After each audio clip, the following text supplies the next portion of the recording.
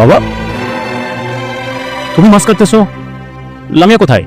আছে বাবা, ও তো ঘরে আছে। তুমি মাছ কাটতেছো কেন বাবা? বাবা, ও তো মেয়ে মানুষ, হাতটা একবার নো, আর ওর স্কিনে কি সমস্যা, সেই জন্য বাবা মাছটা আমি কাটতেছি। পরশুদিন দেখলাম তুমি ছাদে কাপড় শুকা দিচ্ছ। কাপড় চোপড়গুলো তুমি দাও নাকি? না বাবা, মাঝে মধ্যে আর কি ধুয়ে দেয়, আর তাছাড়া তোমার হাতের স্কিনে নাকি সমস্যা। আমার বোঝার বাকি নেই বাবা। হ্যাঁ লামিয়া, লামিয়া আসতেছি। কি ব্যাপার, এভাবে ডাকছো কেন? আর তুমি হঠাৎ এই সময় বাসাতে? বাবা এখানে মাছ কাটছে, তুমি ঘরের মধ্যে কি করছো? বাবাই তো মাছ কাটে, আমি তো মাছ কাটতে পারি না, আমার হাত ছিঁড়ে যায় আর আমার স্কিন নষ্ট হয়ে যাবে না। আর এগুলো তো বাবাই করে। বাবা করি মানে? ঘরের সকল কাজ কাম কি বাবাই করে? ঘর মোছা থেকে শুরু করে ঘর ঝাড়ু দেওয়া শুরু করে বাজার ঘাট রান্না বান্না সবকিছু বাবাই করে? হ্যাঁ, বাবাও করে, আমিও করি। বুঝতে পারছি, আমি না থাকাকালীন তুমি আমার বাবাকে দিয়ে সবকিছু করাচ্ছ। হ্যাঁ বাবা, তুমি মুখ বুঝে সবকিছু সহ্য করে যাচ্ছ আর আমাকে কিচ্ছু বলছো না। আহা বাবা, তুই শুধু শুধু উত্তেজিত হচ্ছিস, সংসারটা তো আমাদেরই।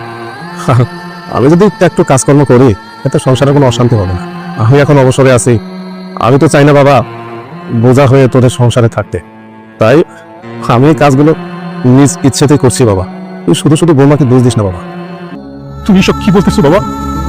আমি তোমার সন্তান, তুমি আমার বোঝা হবে কেন বাবা? তুমি তো আমার মাথার তাজ, তুমি আমাদেরকে সুখে রাখার জন্য তুমি ঘরের সকল কাজকাম করে যাচ্ছ মুখ বুঝে। এটা আমার দেখতে হবে, আমি কখনই কল্পনা করিনি বাবা। এই তুমি ঘরের ভিতরে কি কর? হ্যাঁ কি করো তুমি ঘরের ভিতরে? আর এখানে আমার বাবা সব কাজ করে যাচ্ছে, কাপড় ধোয়া থেকে শুরু করে রান্না বান্না থেকে শুরু করে ঘর মোছা থেকে শুরু করে সবকিছু আমার বাবা করছে, আর তুমি ঘরের ভিতরে বসে টিকটক বানাচ্ছ।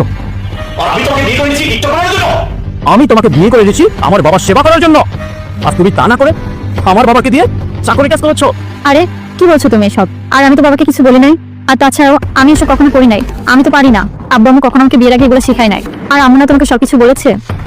বলেছে, সবকিছুই বলেছে, কিন্তু আমি তোমাকে বিয়ে করে দিচ্ছি ঘরের শোকেস হিসাবে সাজিয়ে রাখার জন্য না, এই ঘরটাকে সাজিয়ে রাখার জন্য তোমাকে বিয়ে করেছি। এই শোনো, আমি তোমাকে 3 মাসের আলটিমেটাম দিলাম। তুমি যেটা বলছো তুমি কাজ জানো না, তোমার বাবা তোমাকে কাজ শিখায়, তোমাকে আমি 3 মাসের টাইম দিলাম।